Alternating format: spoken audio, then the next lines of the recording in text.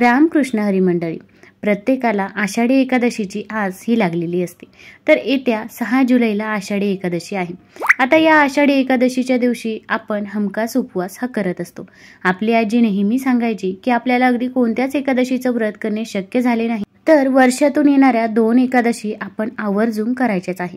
तर त्या म्हणजे आषाढी आणि कार्तिकी।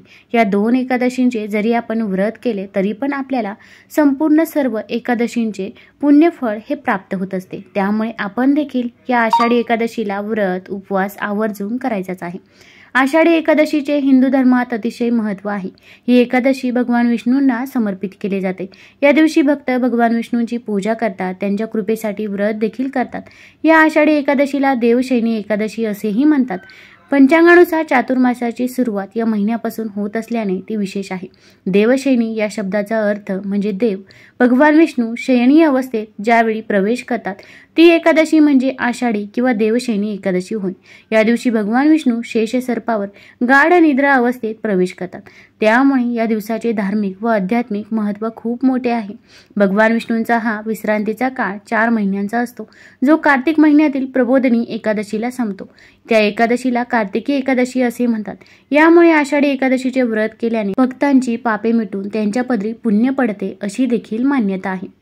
आता या आषाढी एकादशीला आपण उपवास कसा करायचा आहे, तसेच सूतक असेल, मासिक धर्म असेल तर या वेळेत आपण उपवास करू शकतो का, किंवा चुकून जर आपली एकादशी मोडली तर काय करावे, तसेच या आषाढी एकादशीच्या दिवशी कोणत्या नियमांचे पालन करायचे आहे, कोणते पदार्थ ग्रहण करावे, तसेच कोणते पदार्थ चुकूनही आपल्याला खायचे नाही। तसेच या आषाढी एकादशीच्या दिवशी एक फळ चुकूनही खाल्लं जात नाही। आपण जर ते फळ खाल्लं तर आपण जो काही उपवास केला तर त्याचे फळ आपल्याला मिळत नाही। तसेच आषाढी एकादशीच्या दिवशी काय करावे, काय करू नये, कोणत्या चुका करू नये याच्याबद्दलची माहिती मी आज तुम्हाला या व्हिडिओमधून देणार आहे। तत्पूर्वी तुम्ही चॅनलमध्ये नवीन असाल तर चॅनल लाईक करा व सबस्क्राईब देखील करा। कमेंटमध्ये रामकृष्ण हरी किंवा जय हरी विठ्ठल लिहायला विसरू नका।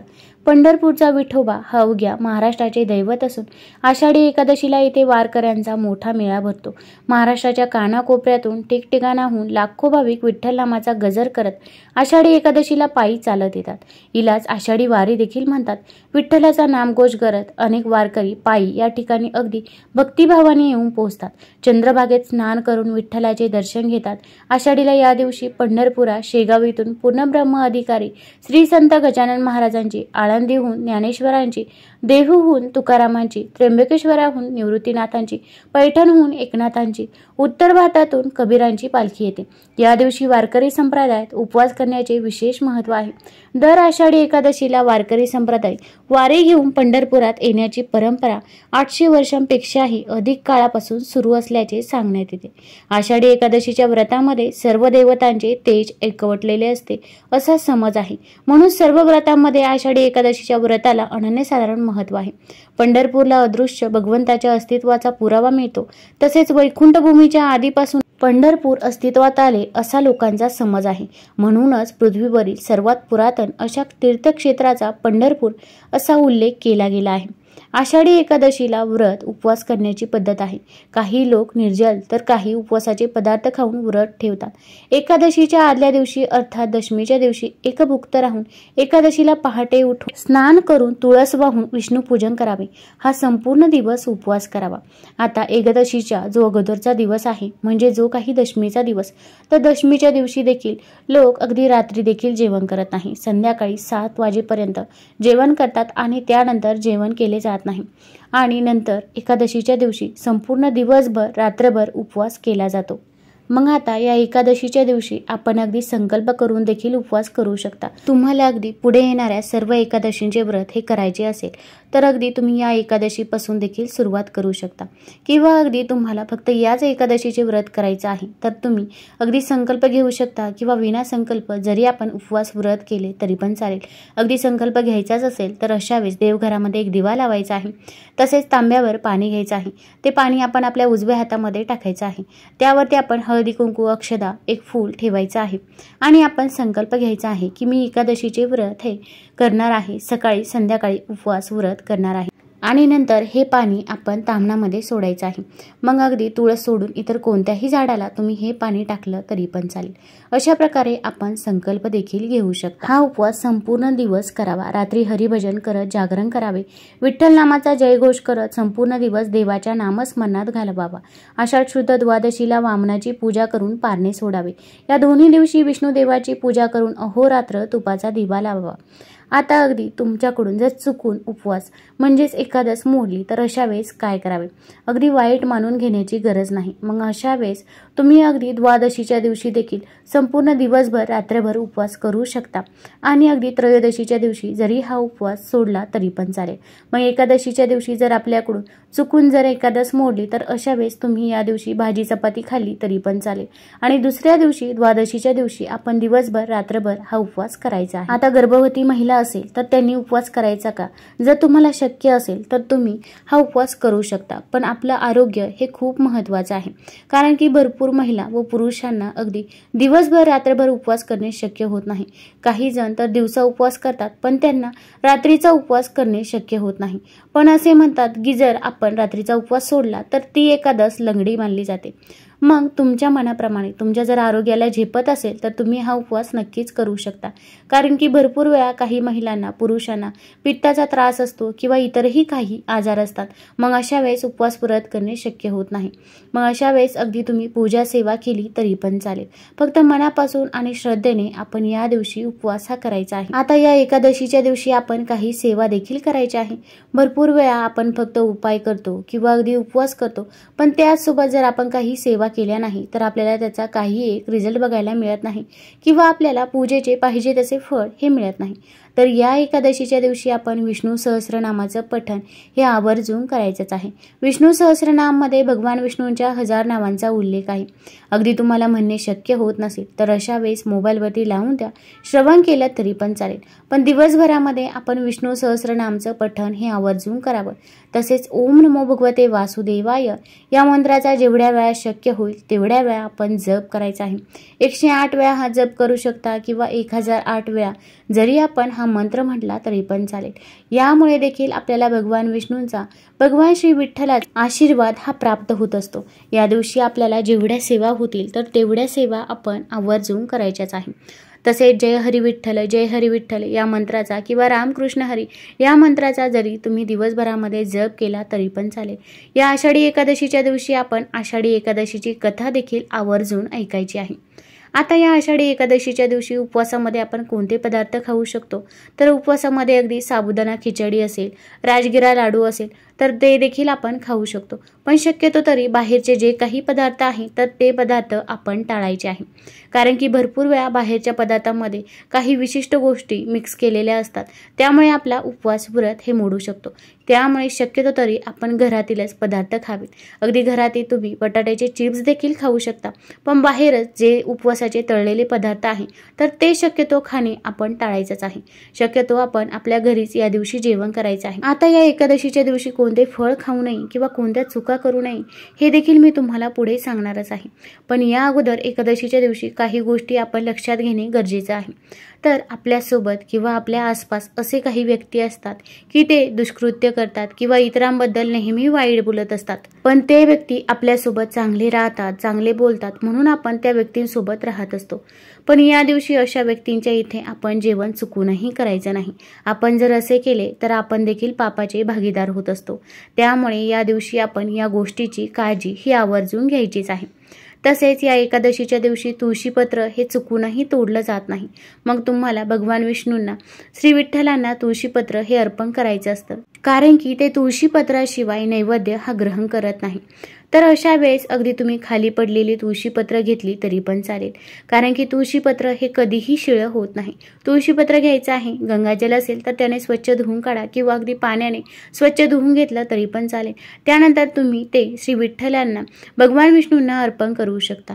पण या दिवशी आपण तुळशीपत्र चुकूनही तोडायचं नाही किंवा अगोदरच्या दिवशी जरी तुम्ही तोडून ठेवलं तरी पण चालेल। अगदी मंजिरी देखील आपण या दिवशी चुकूनही तोडायची नाही। तसेच या दिवशी अगदी कोणत्याही झाडाची पाने, फुले देखील तोडत नाही असे म्हणतात। मग अगोदरच्या दिवशीच तुम्ही फुलं तोडून ठेवू शकता। आता तुम्ही म्हणशाल की शेतकरी तर शेतामध्ये चारा देखील काढत असतो, पण आता ते त्याच्या उपजीविकेचं साधन आहे. अगदी पहिल्या काळामध्ये अगदी या दिवशी शेतामध्ये देखील जात नव्हते, कारण की आपल्या हातून कोणत्याही जीवजंतूला त्रास होता कामा नये. हे व्रत एवढं पवित्र आहे, त्यामुळे आपल्याकडून देखील कुणालाही त्रास होणार नाही याची देखील आपण या दिवशी काळजी घ्यायची आहे. आपल्याकडून कुठल्याही प्रकारची झाडांची हत्या होणार नाही, तसेच कोणतंही झाड आपण या दिवशी तोडायचं देखील नाही. उलट या दिवशी झाडं लावणे याला देखील खूप महत्त्व आहे. तुम्ही अगदी तुळशीचं झाड लावू शकता किंवा इतर कोणतीही झाडं लावली तरी पण चालेल. आता आखाड लागला की भरपूर ठिकाणी मांसाहार देखील केला जातो. मग एकादशीचा जो अगोदरचा दिवस आहे, म्हणजे जो दशमीचा दिवस आहे, तर त्या दिवशी रात्री चुकूनही मांसाहार करायचा नाही किंवा त्या दिवशी सकाळी देखील मांसाहार करायचा नाही.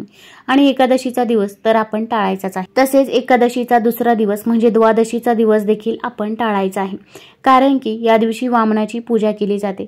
त्यामुळे या 3 दिवसामध्ये आपण मांसाहार हा पूर्णपणे वर्ज्य करायचा आहे.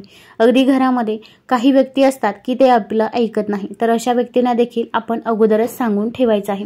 त्यांनी जर मांसाहार केला आणि आपण जर घरामध्ये पूजा सेवा करत असलो तर मग त्याचे फळ आपल्याला मिळत नाही. त्यामुळे या गोष्टीची काळजी घ्यायची आहे. तसेच या एकादशीच्या अगोदरच्या दिवसापासूनच आपण कांदा लसूण देखील वर्ज्य करायचा आहे, कारण की कांदा लसूण हा तामसिक आहारामध्ये मोडला जातो.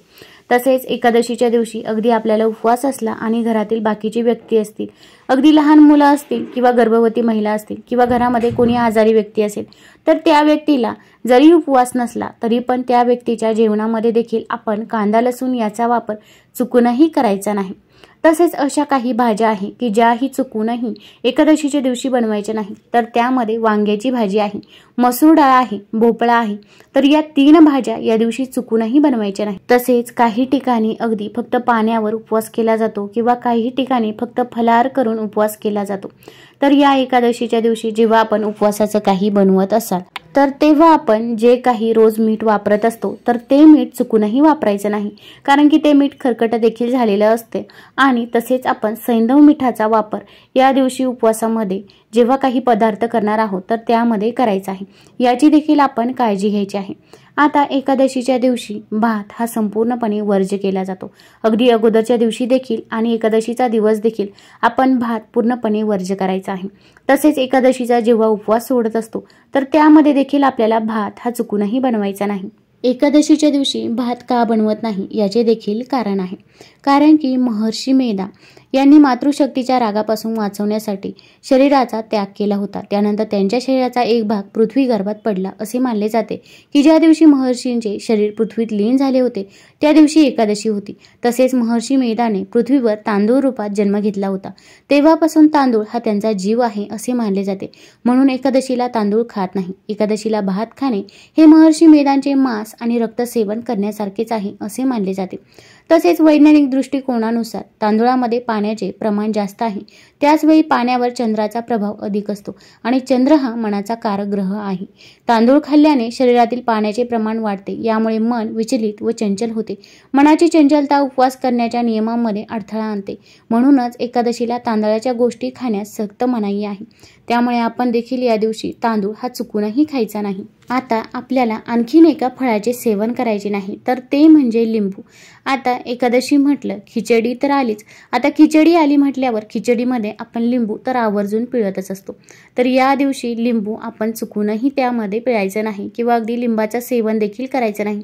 अगदी आपण लिंबू पाणी घेत असाल तर ते देखील आपण या दिवशी टाळायचं आहे, कारण की एकादशीच्या दिवशी लिंबाचं सेवन हे चुकूनही केलं जात नाही. यामुळे देखील आपला उपवास मोडतो असे म्हणतात. तसेच या एकादशीच्या दिवशी भांडण तंटे वादविवाद देखील घरामध्ये चुकूनही करायचे नाही. अगदी सासू सुना असतील किंवा जावा असतील, भरपूर वेळा आपल्या घरामध्ये भांडण तंटे होत असतात आणि मग आपल्या घरामध्ये देखील नकारात्मकता पसरत असते आणि त्यानंतर आपण जर पूजा करायला बसलो तर आपले संपूर्ण लक्ष त्याकडेच असते. त्यामुळे आपण या दिवशी भांडण तंटे वादविवाद चुकूनही करायचे नाही. तसेच कुणावर रागवायचं देखील नाही. तसेच आपण या दिवशी प्रामाणिकपणाने काम करावे आणि चुकीची कामे आपण या दिवशी टाळायची आहे. या एकादशीच्या दिवशी मातीच्या भांड्यात पाणी भरून दान करा. कोणत्याही मंदिरात अन्न किंवा धान्य दान करावे. सकाळी आणि संध्याकाळी तुळशीजवळ तुपाचा दिवा लावून तुळशीभोवती प्रदक्षिणा घालावी. संध्याकाळी भगवान विष्णू आणि देवी लक्ष्मीची पूजा विधीनुसार करावी. या एकादशीच्या दिवशी आपल्या दाराजवळ जर कोणी काही मागण्यासाठी आलं तर त्या व्यक्तीला आपण तसंच जाऊ द्यायचं नाही. तुम्ही काहीतरी अन्नदान करा किंवा एखादा ग्लास भरून पाणी दिलं तरी पण चालेल, पण ती व्यक्ती आपल्या दारातून तशीच जाता कामा नये. तसेच गाय, कुत्रा, मांजर असे कोणतेही प्राणी असतील तर त्यांना देखील हकलून लावायचं नाही किंवा त्यांच्यावरती देखील काठी उचलायची नाही. आता एकादशीचा उपवास आपण कधी सोडायचा आहे तर द्वादशीच्या दिवशी आपण हा उपवास सोडायचा आहे. आता उपवास सोडताना देखील आपण सात्विक अन्नच ग्रहण करायचं आहे. यामध्ये आपण भात चुकूनही बनवायचा नाही. तसेच आपण वांग्याची भाजी, मसूर डाळ आणि भोपळा या 3 भाज्या देखील आपण उपवास सोडताना चुकूनही बनवायच्या नाही. आपण सात्विकच अन्न ग्रहण करायचं आहे. अगदी तुम्ही पुरणपोळीचा स्वयंपाक करू शकता किंवा इतर कोणतंही सात्विक अन्न घरामध्ये बनवलं तरी पण चालेल. जेव्हा आपण उपवास सोडणार आहोत तर तेव्हा सर्वात प्रथम आपण गोमातेला नैवेद्य अर्पण करायचा आहे आणि मगच आपण उपवास सोडायचा आहे. आता गोमाता नसेलच तर अशा वेळेस अगदी तुम्ही देवघरामध्ये नैवेद्य ठेवायचा आहे आणि नंतर जेव्हा आपण जेवण करायला बसणार आहोत तेव्हा हा नैवेद्य आपण घरातील सर्व व्यक्तींनी ग्रहण केला तरी पण चालेल. तुम्हाला जर हा व्हिडिओ आवडला असेल तर चॅनल लाईक करा, सबस्क्राईब करा, कमेंटमध्ये रामकृष्ण हरी जरूर लिहा. धन्यवाद.